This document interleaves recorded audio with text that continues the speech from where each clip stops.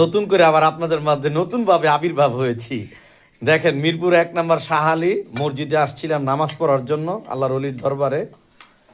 আসার পর ভাগ্নি ফোন দিছে, মামা তুমি আমার বাসায় আইতে হইব। এটার পাশে ওদের বাসায় দেখেন কত সুন্দর আইটেম করছে, দেখছেন?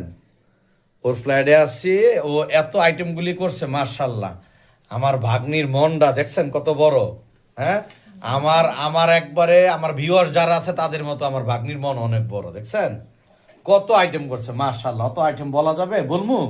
বলা শুরু করলাম কিন্তু। এটা হলো গরুর মাংস, এটা সিমের বিচি দিয়ে রান্না করা, এটা কিন্তু শুটকির ভর্তা, এটা ডাল, আলু ভর্তা, এটা কি ফুলকপি, ফুলকপি ভর্তা, বেগুন ভর্তা, ডিম বোনা, পোলাও পোলাও পোলাও, লেবু, আর এটা কি মামা? আলু ভাজি। এটা আলু ভাজি, এই যে ইলিশ মাছ, সালাদ, হ্যাঁ, আর এই দেখেন ভ্যারাইটিস অনেক মাছ, পুঁটি মাছ, পরে একটা পাবদা মাছ দেওয়া যায়, অনেক আইটেম মাছ। এই যে আবার লগে আর একটা মাছ আছে, দেখছেন কি বলে, অনেক আইটেম দেখছেন, অনেক আইটেম। ভিউয়ার্স লাইক চাই, শেয়ার চাই, সাবস্ক্রাইব চাই। শওকত ইসলাম ব্লগের সাথেই থাকতে হইব।